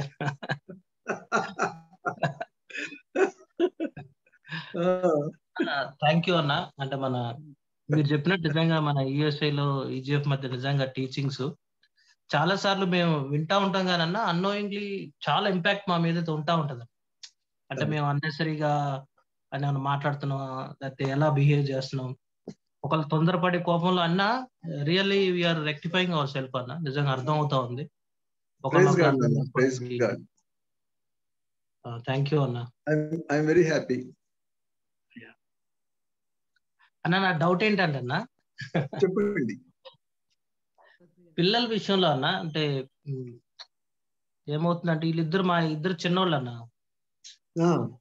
బాగా గొడవ చేసినప్పుడు వాళ్ళ పిల్లలు ఏమన్నా అన్నప్పుడు వాళ్ళని కొట్టినప్పుడు పిల్లల్ని ఏమన్నా దండించినప్పుడు వాళ్ళ మదర్కి వెళ్ళి ఎక్కువ సపోర్ట్ చేస్తా ఉంటారు. మదర్ ఏమనరు, నేను గట్టి గద్దిస్తా ఉంటా. నేను ఆఫీస్ నుండి ఎప్పుడో వస్తా గద్దిస్తా ఉంటా. ఇప్పుడు నేను ఈ మధ్య అబ్జర్వ్ చేసేది ఏంటంటే పిల్లలు వాళ్ళ మదర్ కి అటాచ్ ఎక్కువ ఉన్నారు, నేనంటే భయపడుతున్నారు. నేను అంటే ఇంటెన్షనల్ గా ఏం లేదని వాళ్ళు కరెక్ట్ చేద్దాం. అయితే పిల్లలు ఎట్టున్నారు అనుకో, డాడీ వస్తాడు, డాడీ ముందు స్ట్రిక్ట్ గా ఉండాలి అంటే నా ముందు మంచిగా ఉంటానికి ట్రై చేస్తున్నారు. కాబట్టి మీరు మీ మిస్సెస్ కలిసి మాట్లాడుకోవాలండి మొట్టమొదటిగా పిల్లల విషయంలో. అంటే శిక్షించడం అనేది అంటే గద్దింపే గాని లేకపోతే తన్నడమే గాని లేకపోతే కొట్టడమే కానీ ఇవన్నీ కూడా శిక్షించడం అనే కాన్సెప్ట్ ని కొంచెం ఆలోచించాలి. ఏంటంటే పిల్లల్ని సరైన మార్గంలో పెంచడం అనేది చాలా ప్రాముఖ్యం. పిల్లల్ని ఎలా సరైన మార్గంలో పంపిస్తాం? బాలుడు నడవలసిన త్రోవను వానికి నేర్పు, అప్పుడు పెద్దవాడైనప్పుడు దాని నుండి తొలగిపోడు. పేరెంట్స్ కి ఏం చెప్పాడు ద్వితీయోపదేశకాండం 6:6లో? మీరు మీ పిల్లలకి దేవుని యొక్క వాక్యాన్ని నేర్పించండి. ఎలా నేర్పించాలి? ముందు మీ హృదయంలో ఉంచుకోండి. తర్వాత వాళ్ళకి కూర్చున్నప్పుడు, పడుకున్నప్పుడు, లేచినప్పుడు, నడుస్తున్నప్పుడు దేవుని యొక్క వాక్యం చెప్పండి అని ఉంది. మనం తెలుసుకోవాల్సిన విషయం ఏంటంటే బిడ్డలు మీ దగ్గర నుండి దూరంగా వెళ్ళి మీ మిస్సెస్ తో వాళ్ళు అటాచ్ అవుతున్నారు అంటే డెఫినెట్ గా మీరు మీ గురించి ఆలోచించుకోవాలి.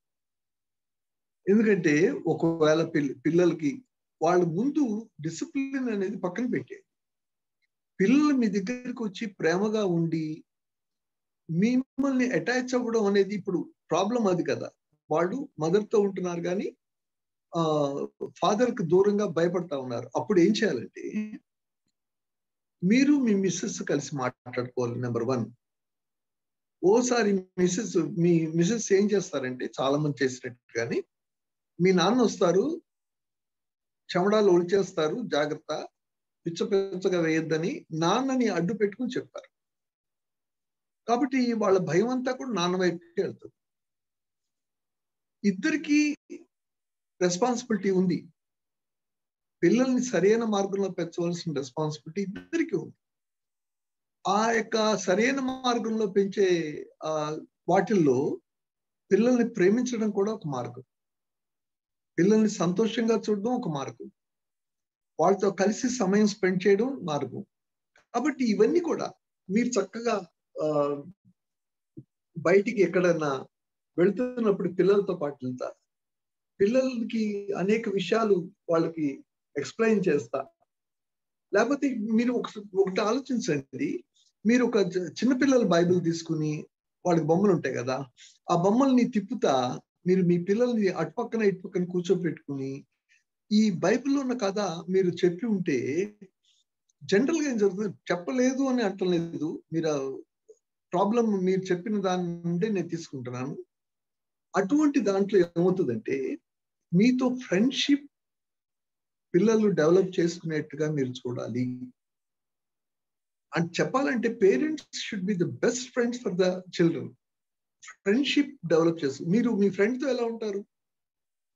మీ ఫ్రెండ్తో క్రూరంగా కఠినంగా అది స్ట్రిక్ట్ గా ఉండదు.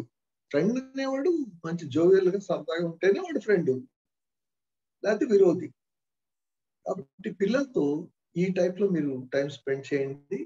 వాళ్ళకి పిల్లలకి చక్కగా కొన్ని బైబిల్లో కథలు చూపిస్తా చెప్పండి. ఓపిక నశించిపోతుంది. ఎందుకంటే మీరు కష్టపడి పనిచేసి వస్తారు, బాడీగా బాగా వీక్ అయిపోయి ఉంటారు. అందుకనే రాగానే కొంచెం కోపంగా ఉంటుంది. పిల్లలు ఏమైనా చేస్తే వాళ్ళని ఇమ్మీడియట్ గా పట్టబుద్ధి అవుతుంది. వీటన్నిటిలో కూడా మన సెల్ఫ్ కంట్రోల్ ఉండాలి. కాబట్టి ఒకవేళ బాగా అలసిపోయేటట్టు దారిలో ఆగి మంచి కాఫీయో లేదా బోర్నవిటో తాగిరండి.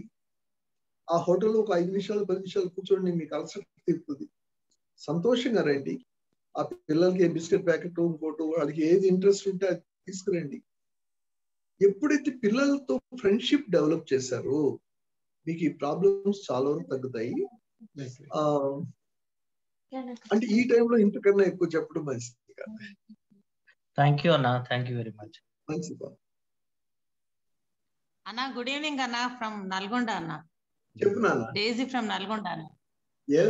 థ్యాంక్ యూ వెరీ మచ్ అన్న ఫర్ యువర్ టాక్. ఈ ఈగో గురించి చాలా సార్లు విన్నాను నేను, కరెక్షన్ చేసుకుందాం అనుకున్నా కానీ చేసుకోలేకపోయినా అన్న. మీరు ఇప్పుడు చెప్పిండ్రు కదా, crucify it daily, it has resurrection power అన్నారు కదా, చాలా నాకు చాలా టచ్ అయిందన్న వాక్యము. థ్యాంక్ యూ వెరీ మచ్ అన్న. అక్క కూడా థ్యాంక్ యూ చెప్పండి. ఓకే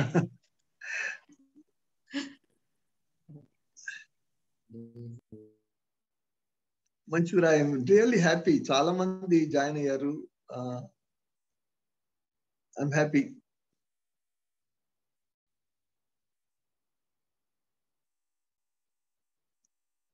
ఇంకెవరన్నా అడిగేది ఉంటే, ఎందుకంటే మీకే టైం అయిపోతుంది, మీరు కూడా భోజనం చేయాలి. నేను భోజనం చేసి కూర్చున్నాను. 8 o'clock అన్నం నేను చాలా కంఫర్ట్ జోన్ లోకి వెళ్ళి హ్యాపీగా భోజనం చేస్తాను. మీరు ఇంకా భోజనం చేసి ఉంటారు చాలా మంది సిటీ వాళ్ళు. కాబట్టి మీరు అడుగుదాం అనుకుంటే తొందరగా అడిగేస్తే మీరు హ్యాపీగా మీ డిన్నర్ ఎంజాయ్ చేయొచ్చు.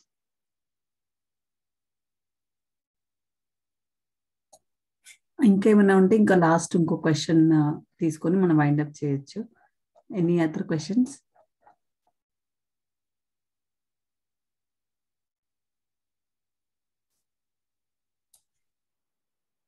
ఏదైనా క్వశ్చన్ ఉందమ్మా? Anyone is asking A question?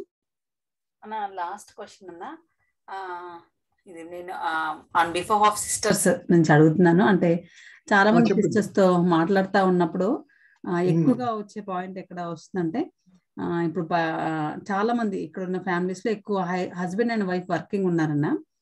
So ఇద్దరు వర్కింగ్ కాబట్టి సిస్టర్స్ నుంచి వచ్చే కంప్లైంట్ అని కాదు కానీ వాళ్ళు ఎట్లా లోడ్ అవుతా ఉన్నారంటే, కుకింగ్, క్లీనింగ్, జాబ్, పిల్లలకి తినిపించడం, పడుకోబెట్టడం, హోంవర్క్ రాయించడం, ఇన్ని వర్క్స్ అన్ని ఉమెన్ మీదనే ఎక్కువగా పడతా ఉన్నాయి.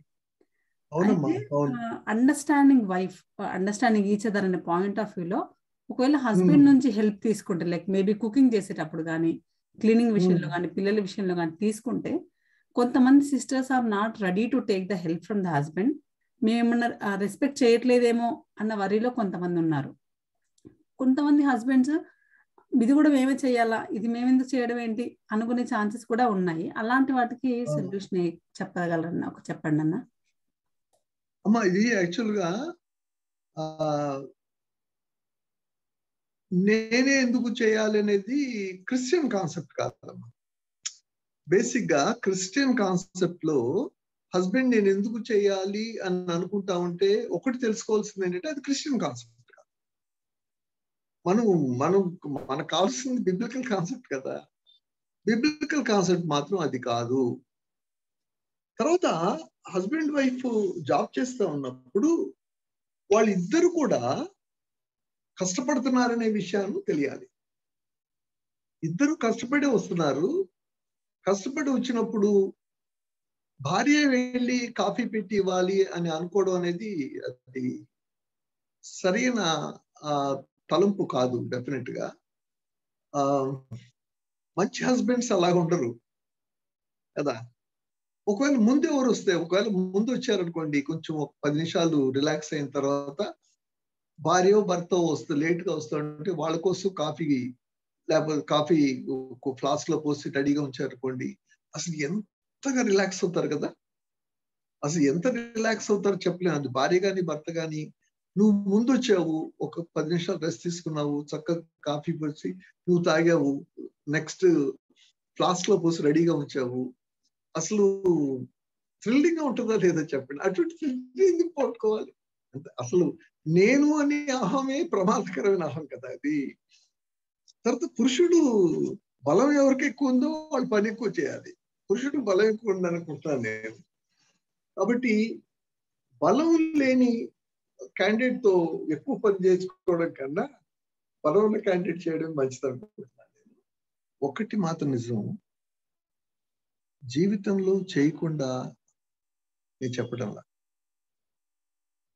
జీవితంలో చేయకుండా నేను చెప్పడం. నా భార్య ఆస్మాతో బాధపడుతూ ఉంటే పొద్దున్నే వెళ్ళి కాఫీ కప్పిచ్చి లేపేవాడిని. ఎందుకంటే కాఫీ తాగకపోతే తనకు తుమ్ములు వస్తాయి. కాఫీ తాగి అప్పుడు పక్క నుంచి లేచేది. అలా ఇంచుమించుగా 10-15 సంవత్సరాలు చేసిన తర్వాత తనకు దేవుడు కంప్లీట్ హీలింగ్ ఇచ్చాడు. అది వేరే విషయం. ఒకవేళ ఈ రోజుకి హీలింగ్ ఇవ్వకపోతే ఈ రోజు కూడా నేను చేసేవాడిని. మరి నీ భార్యకి నువ్వు చేసుకోకపోతే ఎవడు చేసుకుంటావా? అసలు అంతకన్నా ఫూలిష్నెస్ ఇంకోటి ఉందా? ఆఫ్టర్ ఆల్ నీ భార్యను నువ్వు ప్రేమిస్తున్నావు. You're suppose to do that. నువ్వు చేయవలసింది చేస్తున్నావు. దానికి పెద్ద విరవీయవలసిన పని కూడా ఏం లేదు. భార్య భర్తలు ఒకరినొకరు సంతోష పెట్టుకునే విధంగా ఉండాలి కానీ ఒకరు బానిస అనుకునే చూసే యాటిట్యూడ్ అది చాలా, అది ఏంటంటే క్రైస్తవేతరుల యాటిట్యూడ్. వాళ్ళు ఏమంటారంటే భార్య బానిస, భర్త బాస్ అంటారు. అది క్రైస్తవేతర టెండెన్సీ. అది అంటే క్రైస్తవేతరులు కూడా మంచోళ్ళు ఉన్నారు పాపం, వాళ్ళందరినీ చెడ్డోళ్ళుగా చేయడం నా ఉద్దేశం కాదు. ఈ కాన్సెప్ట్స్ మనకు వస్తున్నాయి కాబట్టి ఆ మాట. బైబిల్లో లేని కాన్సెప్ట్స్ బైబిలేతర అనడం మంచిది, క్రైస్తవేతర అనగా. బైబిల్లో ఉన్న కాన్సెప్ట్స్ ని ఫాలో కాని క్రైస్తవుడు కూడా బైబిలేతర క్రైస్తవుడే నా ఉద్దేశం. బైబిల్లో ఉన్న కాన్సెప్ట్స్ ని యాజ్ ఇట్ ఈస్ గా మనం ఫాలో కావాలండి. బ్రహ్మాండంగా చెప్పారు. ఎక్కడ కూడా అసలు అంటే ఎక్కడ కూడా మిస్అండర్స్టాండింగ్స్ దారి లేకుండా, అవకాశం లేకుండా చెప్పాడు దేవుడు. దాన్ని ఊరికే కాంప్లికేట్ చేసుకుంటే ఎలా? ఇప్పుడు అది కాదండి, నువ్వు చెప్పింది నాకు చాలా కోపం వస్తుంది,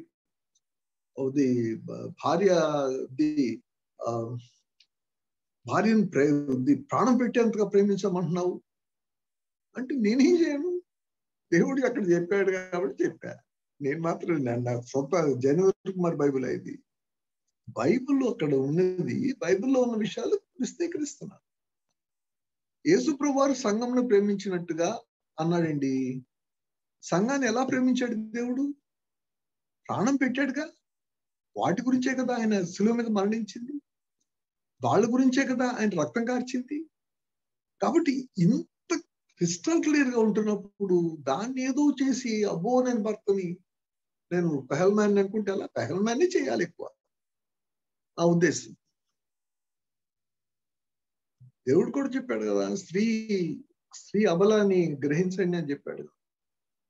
కానీ ఒకటి మాత్రం నిజం, భార్యాభర్తలు సమానం అనుకునే ఆ భావన క్రైస్తవ భావన. భార్యాభర్తలు వాళ్ళు ఎవడికి బానిస కాదు, ఎవడు బాస్ కాదు. అది మనం గుర్తించుకోవాల్సిన కాన్సెప్ట్. అందుకని ఒకవేళ దయచేసి మిమ్మల్ని నేను గాయపరుస్తున్నాను అనుకోకపోతే, ఒకవేళ మీకే కానీ ఆ ఉద్దేశం ఉంటే దయచేసి దాన్ని మానండి. బైబిల్లో ఉంటే మీరు బాగుంటారు, నాకు ఆ సంగతి తెలుసు. మీరేం క్రూరులు కాదు, కఠినులు కాదు. అందులో ఈజిప్ట్ మెంబర్స్ బైబిల్ని ఫాలో అవుదామని ఆశపడుతున్న వాళ్ళు. కానీ మీరే రాంగ్ ఎగ్జాంపుల్స్ చూశారు, రాంగ్ మెసేజెస్ విన్నారు. అందుకని మీలో బలంగా నాటుకుపోయింది. మీ పెళ్లిలో కూడా ప్రసంగం అదే, లోబడి ఉండాలి, లోబడి ఉండాలి. నీకు బానిస, నీ భర్త, నీ అత్తకు బానిస, వాడికి బానిస, ఈడికి బానిస అని విన్నావు. అది అక్కడే నాటుకుపోయింది. మా ఇంటికి ఒక కొత్త బానిస వస్తుందని అనుకున్నావు, అది గొడవ. అది కాదు, దేవుడు చెప్పలేదు. భార్యని బానిసగా పంపలా, భార్యని నీకు సాటి అయిన సహాయంగా పంపించాడు. అందుకనే భర్తలారా, భార్యలారా, మీరు ఒకరికొకరు సాటి అయిన సహకారి వలె ఉన్నారు. ఒకరికొకరు ప్రేమించాలి, ఒకరికొకరు లోబడి ఉండాలి. నాకు ఆర్ఆర్కే మూర్తి గారి స్టేట్మెంట్ వల్లే నచ్చుతుంది. మరి అందరికి నచ్చదో తెలియదు, కానీ భర్త ప్రేమిస్తూ లోబడతాడు, భార్య లోబడుతూ ప్రేమిస్తుంది అని. బైబిల్లో లేదు కదా. ఏంటంటే నువ్వు సరిగ్గా చదివితే ఉంది. ఎఫ్సి పత్రిక 5వ అధ్యాయం 21వ వచనంలో ప్రభువునికి వల్లే అది ఏమంటాడు, ప్రభు యందు భయంతో ఒకరికొకరు లోబడి ఉండండి అంటాడు. ఈ కాన్సెప్ట్ అంటే నా పాయింట్ ఎలా అంటే, లోబడి ఉండడం మీద ఎలాడద్దు, లోబడి ఉండద్దండి. మీరు మీ ప్రాణం పెట్టేయండి చాలు. లోబడి ఉండడం దీనికి లోబడద్దు.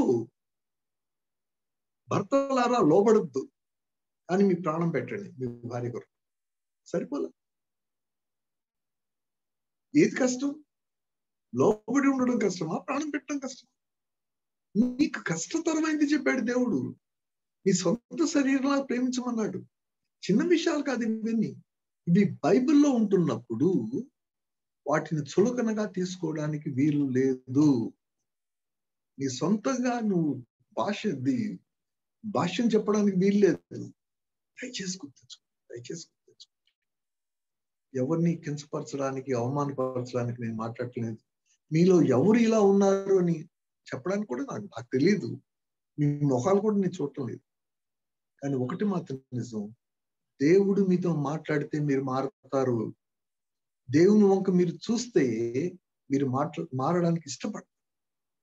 మారడానికి ఇష్టపడినోడు ఎవడు ఏం చేయడు, దేవుడు కూడా ఏం చేయలేడు. మారడానికి ఇష్టపడితే దేవుడు మారుస్తాడు. So thank you so much. It's a good time for me and I hope that you have enjoyed it. Thank you. Thank you, Anna. Thank you so much for your valuable time. డెఫినెట్గా మీరు మాట్లాడిన ప్రతి మాట ప్రతి ఒక్క జీవితాల్లో అది యూస్ఫుల్గా ఉంటుందని, బ్లెస్సింగ్గా ఉంటుందని, క్రీస్తు మాదిరిగా కుటుంబాన్ని కట్టుకోవడానికి ప్రతి ఒక్కరు ప్రయాసపడడానికి ఇష్టపడిన వాళ్ళందరూ ఇక్కడ ఉన్నారని నమ్ముతా ఉన్నాను. థ్యాంక్ యూ సో మచ్ అన్న for your valuable time and wonderful message. It's a blessing for every one here. మనం విన్నదాన్ని ఒకసారి జ్ఞాపకం చేసుకొని మరి ఒకసారి దేవునితో రీకమిట్ చేసుకుందాము. ఒకసారి మనం ఏం విన్నాము ఒకసారి జ్ఞాపకం చేసుకుందాము. అన్నిటికన్నా ముఖ్యంగా అన్న మొదట్లో చెప్పారు కదా, the family who pray together they will stay together అని. సో ప్రార్థన కనుక దూరంగా ఉంటే, దేవునికి మన ప్రార్థనలు రీచ్ అవ్వకుండా ఉంటే మన మధ్యలో కూడా దూరం ఆల్రెడీ ఉందని ఎగ్జాంపుల్ చక్కగా చూపించారన్న.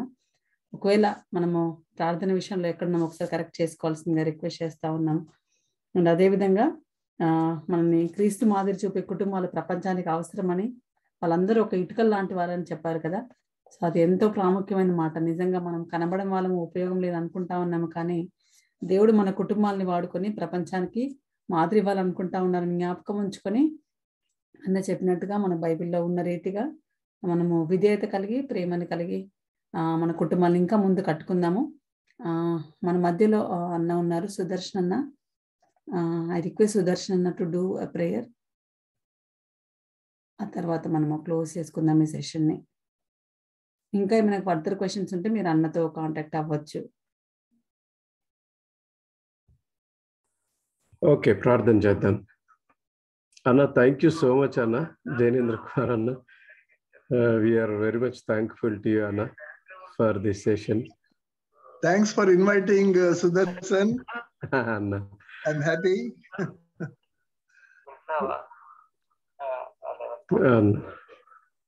ప్రార్థన చేద్దాం.